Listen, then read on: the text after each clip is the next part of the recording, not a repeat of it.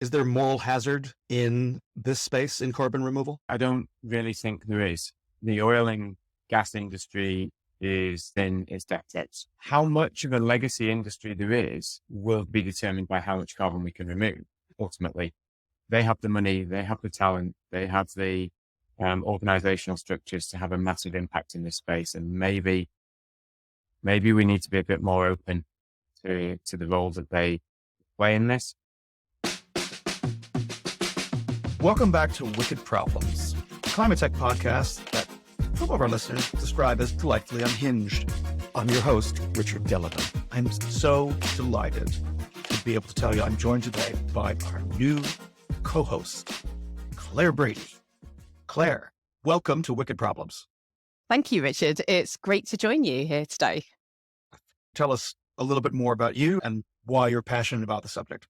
Okay, so anybody who knows me would sort of say I'm basically a sustainability geek, for want of a better description, having worked in and around sustainability consulting for multiple years. And I'm really drawn to the clean tech and climate tech sector because that for me is where the most exciting innovations are happening. And it's probably where we're going to find the solutions that we need if we're really going to create an equitable and sustainable future. So it's an absolute pleasure to join you as co-host. This gives me the opportunity to really geek out, let's be honest, to meet some of the people that I've been following and watching their journeys and really ask them some hopefully tough questions and dig a little bit deeper into what they're trying to do. So thanks very much for the invitation. No, so we're so happy you could be here. And I think it is exactly the right time for this sector. PwC just released its State of Climate Tech report yesterday for this year. I know in the UK version of it that our previous guest, Christian Hernandez from 2150, features prominently in the commentary. And also the report kind of details how much climate tech now takes up of investment capital from VC and PE, growing to almost 11% of all money deployed. Although it's been even to the year of a down year in terms of 40% year-on-year decline in investment. But as an overall percentage, it's a place where so many new organizations, first-time investors are going into the space, both because they see the need for impact and because they see the opportunity for significant returns as the economy transitions to decarbonize. So it's been a very busy week, Claire, in terms of a lot of news flow. We're 40 days out from COP28 in Dubai, to some minds controversially to be helmed by Dr. Sultan Al Jaber, the CEO of ADNOC, although to be fair, also the leader behind their renewables venture in Masdar. And we've got really fantastic interviews that we're going to be hearing after this chat, but in both the carbon removal and the carbon markets space. But it was a really big news day today, the day we're taping on the 18th, when we saw, in fact, a recommendation about phasing out the entire gas network here in the UK. Tell us about that.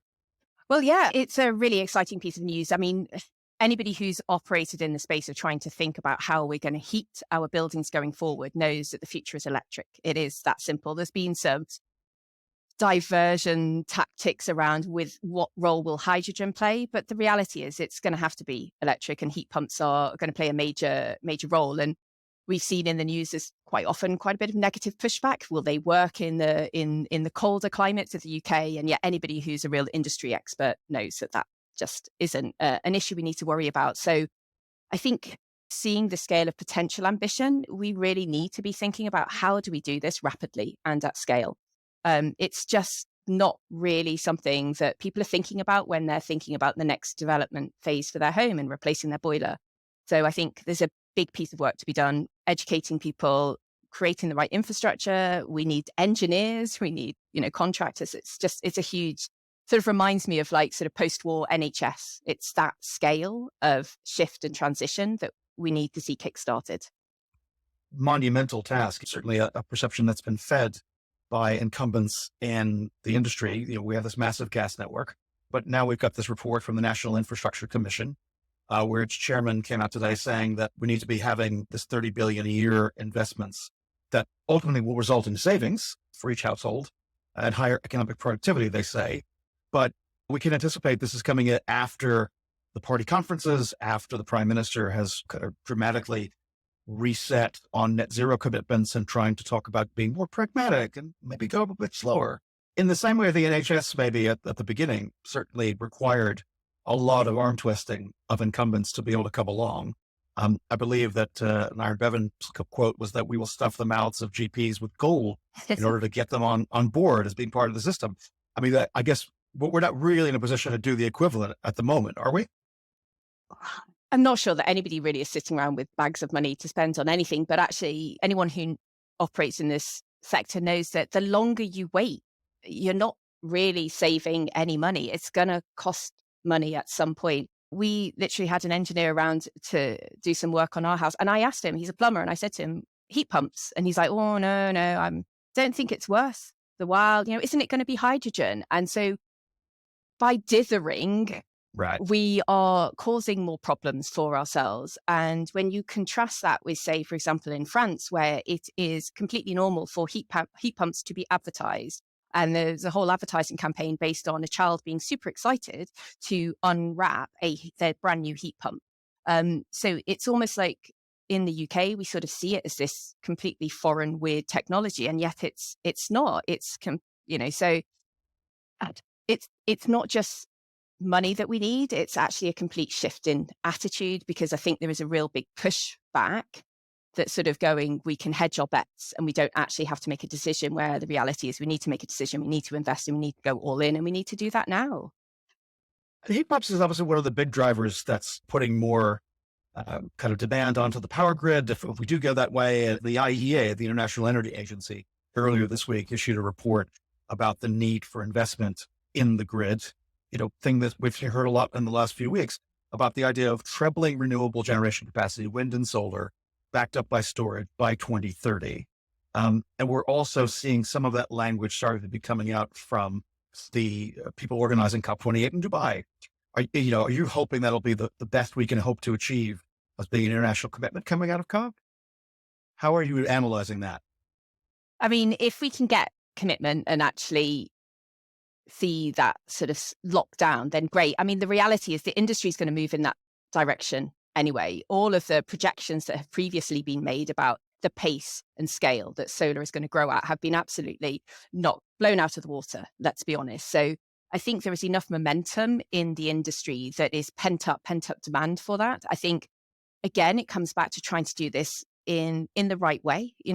If we are so focused on generation and worrying about how the grid will cope with this additional capacity requirement, and not thinking about storage at the same time and making sure those storage projects are coming through, we might end up having to develop too much infrastructure that ultimately we don't need. So it's about trying to get that big picture, because the way we do this in the UK at the moment is not in a strategic way. It's almost like a first come, first serve. There's projects sitting in the queue that don't have land rights, that are not ever going to happen. They don't have planning necessarily, and they're blocking it for other projects that are more developed. So, we need to take a step back and actually look at the whole problem and actually try and sort it out properly. And coming back to the heat pumps and the extra demand for electricity, that rolling that out, absolutely the right decision. But we also need something on the same scale for how we address retrofitting the majority of homes, which actually are the leakiest in Europe. And there've been various attempts over various governments to do that. And they still actually, no one's really squared that circle and worked out, how do we create a better system for helping homeowners invest in the retrofitting measures that they need to. So yeah, big challenges, but it needs some big thinking. So one of the other bits of mood music that we've heard now, increasingly part of the conversation leading up to COP28, and perhaps some people have associated this with the identity of the president designate of COP, is coming from a country it's founded its economic development on petroleum resources, heading also the CEO of its national oil company. But carbon capture and carbon markets, whether it's carbon removal or as point source on the capture side, and then, the kind of the Article 6 under COP, kind of trading systems, the voluntary carbon markets, these also seem destined to be featuring very heavily in the conversation in the run-up to and at COP itself. We're about to hear from some terrific guests, one of which is the CEO of a company in the carbon removal space. Another is one of the leaders in kind of carbon markets, as well as a special guest from the Startup Coalition, talking about the policy environment, how that's changing. But as somebody who is a sustainability geek, I mean, do you have like an allergic reaction when you hear people talking about carbon markets and carbon removal? Is it basically all a distraction, or how should we think about it? Oh, yeah, so it's funny you should say allergic reaction. I mean, there is sort of almost a sense of like, let's not just jump to that without addressing where we've actually got the ability to stop emissions at source. And that was always the strategy that we would take in a sort of consulting mindset, is where you can shift to electric and it's renewable, generation, absolutely have to do that. But some of the way that the emissions happen, they're so complex, they're so embedded in value chains, or they are in industries where right now we don't have that technology. And even if you go down the route of science-based targets, which is sort of looking at how do we actually achieve that 1.5 degree pathway, there's a recognition that there's potentially 5 to 10% of emissions that we may just not be able to reduce. So there will be a role. So yeah, I think at some level we have to engage with that if that's where the money is. But I think if it's a route to nowhere other than a fig leaf for business as usual, then you'll see me campaigning to say, no, that's not the right thing. Excellent. Well, without further ado, we'll start by introducing our first interview with Jim Mann, the CEO of Undo, this startup that's only been around for a year, but a tremendous success in getting pilot project underway. And so here is our conversation with Jim Mann. I'm delighted to be joined today by Jim Mann, the founder and CEO of the UK's own Undo Carbon Removal, which removes carbon through enhanced rock weathering. Undo is just over a year old, but they've already had a tremendous success in establishing themselves a hot company in a hot market. Earlier this year, Undo raised $12 million in a round led by Chris Sacca's Lower Carbon Capital, already boasts Microsoft and Stripe amongst its customers, and was at Climate Week NYC, and last week sponsored a conference about enhanced rock weathering at the University of Edinburgh. So good morning, Jim. Thanks for joining us. Good morning. Thanks for having me on. First of all, just to explain for people who are not familiar, what is an enhanced rock weathering? So it's an increase in the rate of a natural cycle, which is the rock weathering cycle. That's what's balanced our climate for the last millennia through history, pre-human times. And what happens is the CO2 and water combine to form a weak carbonic acid. That reacts with silicates, typically silicate minerals, that removes the CO2 from the atmosphere and binds it. So what we do is we increase the surface area of that rock, so we grind it up, and then we spread it out on soil where you've got more CO2, and it removes CO2 much quicker. So basically, we remove CO2 from the atmosphere to try and tackle climate change, but by applying it to agricultural land. One question, I suppose, is that can't we just plant 1 trillion trees? So I think we should be planting trees, first and foremost, in massive quantities and restoring our ecosystems. And the problem is that it's a one hit. Once that system comes to its peak, that's as much as you can store. Whereas mineralization is effectively infinite. So we can continue to scale. I started off with tree planting and peatland restoration, as you're aware, and left that behind, I still do it, and I still think it's an important ecological solution. But I moved to weathering because I don't think that we've got enough land on the planet that at 2 degrees of warming, which I'm pretty certain we're on for, as a very minimum, then a lot of that land that we're planting trees on today will become unsuitable for trees. We'll be at very high risk of forest fires or natural disasters of other types, landslips, flooding. And therefore, I don't see it as a credible carbon removal pathway, because you can't be sure that carbon is going to be stored. As an ecological restoration, and we desperately need that for biodiversity, we must be planting trees. We must be restoring our ecosystems. You were in New York a couple of weeks ago for Climate Week. Obviously, New York itself has been back in the headlines for all the wrong reasons in terms of flooding. Were they worried about the general resilience of even a city like New York to, combat the extreme weather events that we're seeing more frequently? No, I don't think they were. I think our news cycle's so short now that these things move through. I think we're very much the frog in the water being heated up. We don't seem to notice. It's like this has become just weather, and it's like, this isn't weather. This is extreme weather, and it's following predictions that we expected in terms of temperature.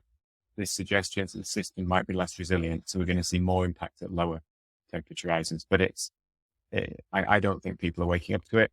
We're sleepwalking into this at the moment. And do you think that makes the job of explaining the rationale and the need for carbon removal harder, particularly as we enter a phase where we're going from experimentation to ones where we have some scaled solutions that are trying to be deployed, getting government support in some cases from the IRA in the States or from other packages around the world? Is maintaining that sense of urgency, is that going to be difficult, do you feel? Or do you feel like there's going to be enough support amongst corporates and governments to be able to continue the work that you and other people in carbon removal are doing? I think it's difficult to say. The US government brought out their first federal procurement plan last week. It's very small, $35 million, but it's a first ever federal procurement plan for carbon removal.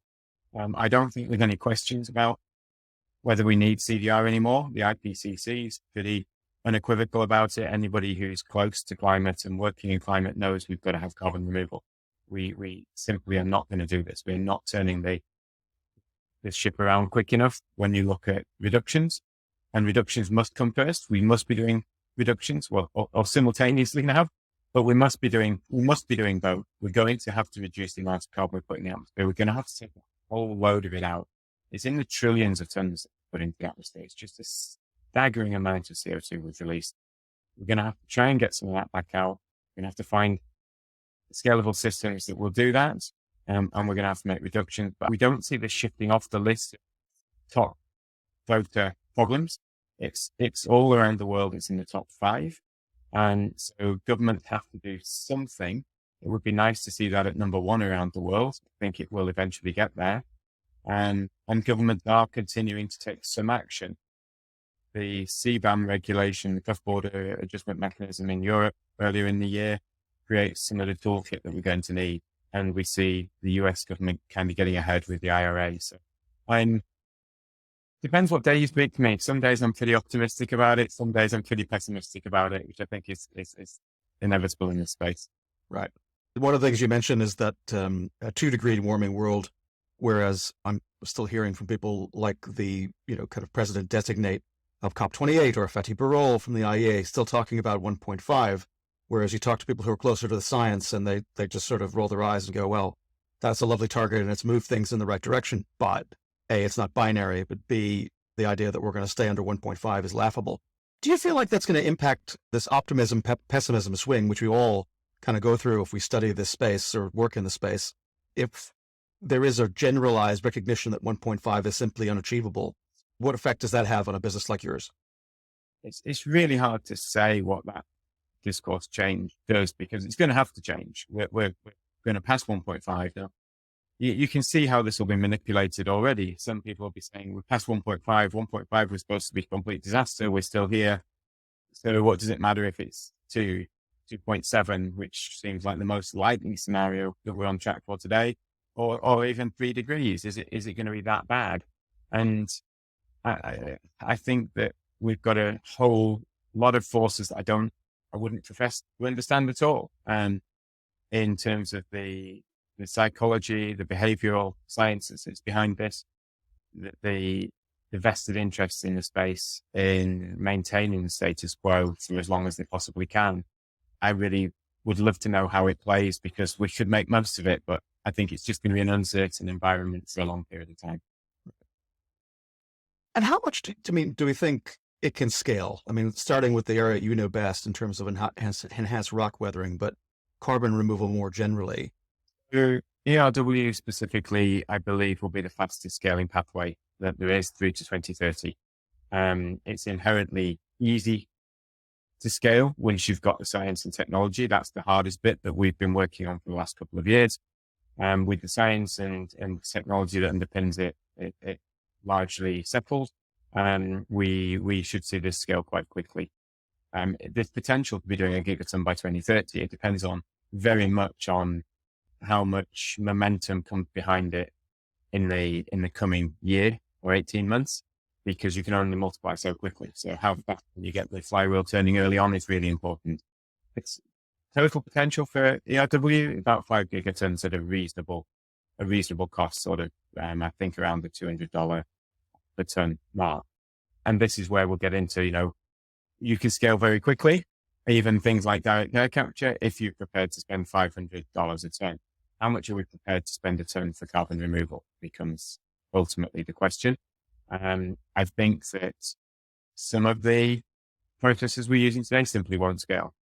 And I think there's a general acceptance of that. I also suspect that we're backing the wrong horses today, and it will hamper us to some degree. So too much investment going into some of the engineered solutions that aren't actually going to come down the cost curve, where the open systems, which are harder to measure and monitor, can scale a lot faster. In terms of other pathways, if the social license evolves and we do the right science to demonstrate social license, some of the ocean pathways could be very, very scalable. But we're too early to say. So overall, I think the 10 to 20 gigatons the IPCC suggests that we're going to need by mid-century is absolutely doable. It's at what cost are we prepared to pay for that? And that depends on how much damage we're getting. So from the other side of the equation, I suspect. What are the barriers to scale? I mean, cost, the different inputs of cost for different technology and different pathways, depending on how much energy you're going to put in. And one of the things that terrified me most hearing, going back and listening to Akshat Ratti talking to Vicky Hollop from Occidental, talking about the fact that they're going to build the DAC plants, but they're going to plug it into the grid, which was the most terrifying thing I'd heard but someone say about DAC. But in terms of enhanced rock weathering, what's the secret sauce that you guys bring to that? What are the things that make it go faster and scale? And what are the things that are holding you back? So we're designed for scale. The whole company is designed to scale. We look at what parts of it do we need to provide and what parts of it can we outsource so we can maximize that rate to scale. In terms of what needs to happen, ultimately we need the buy side of the market, the buy signal. That's where it's going to come from. How do we get this two-sided sort of piece going where there's enough demand pull that you can go quickly? The nice thing about enhanced rock weathering is there's no capex. We are capex very light. We're using existing infrastructure. So we use existing rock sources. We use the existing haulage industry. We use the existing agricultural industry. The existing equipment. It's just repurposing stuff that's already there. And in most cases, there's latency in there. So you've already got excess capacity in the haulage industry. You've got excess capacity in your spreading infrastructure and so on and so forth. So you're literally just taking that excess scope to and redeploying it. So we can scale this very, very quickly. So the demand side's the side I start to think about, and how do we get this to a point where it's really robust scientifically, which is what we've been doing a lot of work on, so that people can have high confidence in what we're doing, and then we can deploy very, very quickly. And on that demand side, I mean, one of the things you kind of gestured towards earlier was, again, that the U.S. became the first government to pay for contracts for carbon removal. The question really is, who is going to pay, even if we get to $200 a ton or $100 a ton being the kind of holy grail. That's the goal of the U.S. carbon negative shot from Department of Energy. And I think the X Prize, version as well is, how do you get there? Who is going to pay for this? So, you've had some corporate buyers initially, but the same buyers who have gone to other kind of tech, kind of pathways as well. When do we move from the marketing part of this organization to the treasury part, becoming the buyer? So, what's your view about how that change happens and when? So I think that I don't think the change is going to be quite as people are anticipating. So people are expecting this to happen within a company. I'm not sure that's going to be true. I think what we're seeing is it's the external forces that are going to actually do this. So it's your reinsurance industry and therefore your banking industry that will fill that gap for a period of time.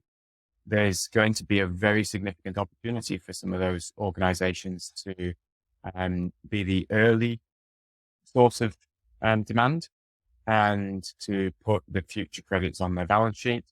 And when they get very confident that this is going to be a supply constrained market, and they'll make a huge amount of profit in doing that. And great, good luck to them, because if they can accelerate the market earlier, then we need that to happen.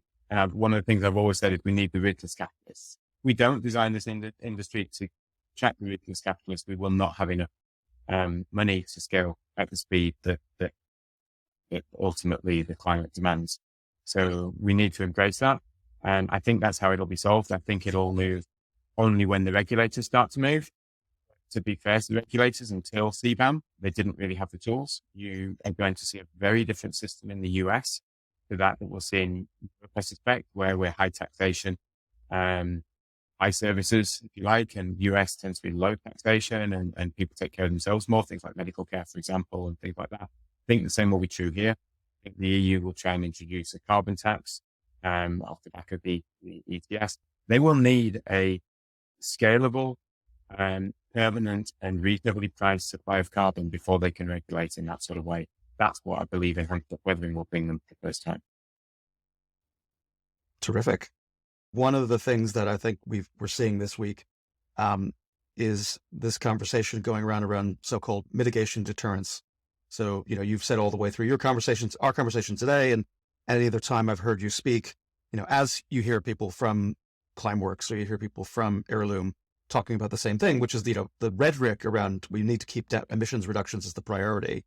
But this week in Abu Dhabi at ADIPEC, the big oil and gas conference, we see carbon removal, even more than CCUS, being the hot topic, something the industry is really, really pushing. And I think that most observers look at this and go, well, surely that's just trying to extend the life of and reduce the urgency for the phase out of fossil fuels. So what's your view about, is there moral hazard in this space in carbon removal? So I would actually say, I don't really think there is. I think that we are at a point now where the oil and gas industry is in decline and is in its deficits. We know we have to transition. I don't think there's any credible politician or person anywhere in the world that doesn't accept that we have to reduce. How much of a legacy industry there is will be determined by how much carbon we can remove. So if they're clinging on to those little bits, then that's fine. We will need, or we will want to continue to use oil and gas as a transition energy. We are seeing what I believe are genuine investments from some of the oil and gas companies now in renewables as they try and transition to become energy companies. There's some that are buying up the assets that they're selling as well and going the other path. So there's going to be a bit of a mixture, but the way I think about this is it's great that the oil and gas companies are talking about this. Great that it's on their agenda. These are some of the biggest balance sheets in the world. They are some of the organizations with the most free cash flow in the world. If they start investing in this and they decide they can make money through clearing up their own pollution, should we put them out in the cold for that? I'm not sure we should. I think we should be an open church and accepting all comers who are going to help us solve the problem. Ultimately, they have the money, they have the talent, they have the organizational structures to have a massive impact in this space. And maybe we need to be a bit more open to the role that they play in this. When it comes to some of the greenwashing stuff they're doing, some of the behavior in the media, I think it's abhorrent, and I would call them out for that every single time. And that's not acceptable, trying to muddy the science that is very clear or trying to create confusion. That's totally unacceptable, and we should call those guys out, and we should make sure that it's understood that they are not being good actors in that scenario. But when it comes to, can they help us to get more carbon out of the atmosphere sooner? They certainly can. They're willing to. We should let them. Okay. The nightmare scenario is something Amy Jaffe from NYU was talking about on a different podcast last month. Amy Jaffe being a respected professor, writes for the Wall Street Journal all the time, not exactly a hair on fire activist throwing orange paint on oil company buildings, stating as fact that one of the oil majors is going around peddling term sheets, to get 1% of equity in return for having a veto on any future investment, which sounds an awful lot to her and to VCs she's spoken to as being a deal killer. mentality, that basically find a way to actually put your, kind of spoke into different technologies as a way of potentially shutting them down. How can we have that balance of saying, we'll take the money, everybody should have their hand to the till, but if on the other side, they're still trying to talk in a way that delays things, and if they're actually if they're the same companies involved, how do we square that circle?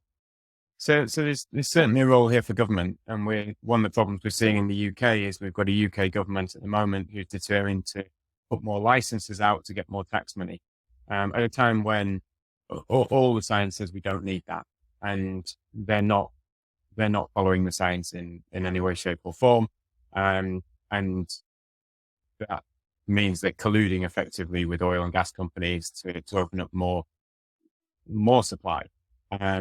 Governments have a role to play in this, and therefore individuals have a role to play in this. That's hard when media is owned by a small number of people, and I understand that it's a complicated circle where media, government, and oil companies are working together. They can create this information, but ultimately, we're the customers. Well, we're still buying this stuff. We can make choices that help. And I know I'll get criticized for saying that because the individual choices alone won't do this. We need governments to act, but one of our individual choices as citizens in a democracy is how we place our vote. And we should be thinking very carefully about that and sending a signal very clearly to our politicians that what they're doing is not acceptable when this is not. Okay. So final question before we get to some recommendations. As we move from this period where, we over the last 3 years, we've had this efflorescence of different carbon removal pathways getting a lot of attention, a lot of investment, a lot of expansion, and a lot of support, again, with people dipping their toe in the water with lots of different pathways in terms of some of the customers on the demand side. How do we move to a world where you're going to have to make maybe tougher arguments to compete for those dollars from Swiss Re or from others in the reinsurance space or others that might become on the demand side, for your pathway and for Undo versus DAC or BEX or other pathways? How should we expect that to evolve? Right now, everybody can be friends, but at some point we have to compete for, some scarcity. So first of all, just on the premise of your question that there's been lots of money in the space, it's a tiny amount compared to what we know we need. So there's been some money available. It's not been at the scale that we should have had available if we were really serious about tackling this problem, and it still isn't. So we should be honest about that. In terms of where should the money go, I think we still need it at the grassroots. We still need to look at other pathways. I'm doing some interesting work at the moment on a novel concept for carbon removal that could be very, very much more energy efficient than direct air capture, but similar sort of process, which fascinates me that there's still these pathways. There's still a whole load of things we don't know that will come through yet. In terms of how do we think about allocating those dollars, there's lots of different metrics you can use. And I think that ultimately the carbon will become table stakes. You'll have to remove carbon. You'll have to be able to make it clear that you have to remove carbon. The co-benefits will become really important. When you're looking at technologies, I think things like enhanced rock weathering that reduces emissions elsewhere in the supply chain, where we get a fertilizer benefit, we get a yield increase benefit and things like that in the field. I think that'll start to come through as really important. I don't think it matters regardless for ERW because we're 5 times cheaper than direct air capture. We're 20 times less energy usage, and we're 100 times more scalable. The market will figure that out over time, and the money will flow where it needs to go. And that's how it's how capital is usually deployed. And I think we've got very efficient models for deploying capital. And there'll be people prepared to take the early risk on new technologies. We need that. There'll be people when they're looking for scale, will pick out the things that can actually scale and can actually scale at a reasonable cost. So I think the market is pretty well set to do that. Listen, thank you. You've been so generous with your time, Jim. I know you guys have a kind of offsite coming up and you need to prepare for that. But we like to end these conversations by asking, what are 3 things that you've read, watched, or listened to that changed your views on climate tech? An Inconvenient Truth is a really great, even though it's dated now, and I think is a really great way of just getting that overview of what's happening. I really enjoy Michael Mann's work. New Climate Wars, how are people manipulating these messaging? Some of the stuff we've talked about, it gets very, very complicated. It really twists your mind, and you come out knowing less than you thought you knew, or realizing you know a lot less than you thought you did when you went into it. But I think it's really valuable. And the third one, very not specific at all, is finding the really engaged people on Twitter or X, I think we now have to call it. People like Catherine Hayhoe, people who are having these debates day in, day out, who are really close to the technology, who have strong opinions and are debating it. And I think that they are very generous with their time to debate this in public. They get a lot of abuse for that. Michael Mann's another one, actually, that's worth engaging with there. They get a lot of abuse from bots and climate deniers, and they continue to use that platform and state the science and consistently state the science, and will debate the areas of science that aren't yet settled. And that service to all of us is amazing. And I'm really grateful that they keep doing that in face of some pretty horrid abuse. I think we should all be grateful for those people who have been willing to put up with, the kind of abuse that they've had to deal with in order to be able to continue to engage and be in the discourse. So with that, again, I really want to thank you, Jim, for taking the time. Anything else you'd like to add before we sign off? Just keep positive, keep the message, and keep bringing people with us. And ultimately, we've got the technology and we can do this. We just need to be bringing more people on board. Thank you so much, Jim, and have a great offsite. Well, Claire, I thought that was a really interesting conversation with Jim Mann. I'm so glad he could join us for that. And gosh, I mean, it's a lot to take in. It's a sector and an area continuing to grow as it becomes a much bigger part of the conversation going into COP28 and beyond. The IEA's forecasts and the IPCC forecasts say that, a third of the emissions that need to be abated by 2050 will rely on technologies that are still under development. So we are seeing a lot of this experimentation, and I think we'll see a lot more of that. Claire, where can people find you? I say the best place is probably LinkedIn. So connect to me on there and follow me on there and engage and point me in the direction of interesting innovations, because I'm always on the lookout for the next exciting thing. Fabulous. And we'll include that in the show notes, along with a link to the website where you could also find the newsletter, Wicked Problems, the text edition with some more information about some of the stories we've talked about today. Claire, thank you so much. So great to have you on board. Really excited about what we get to do together over the coming months. Absolute pleasure, Richard. Thanks for having me. All right. Take care.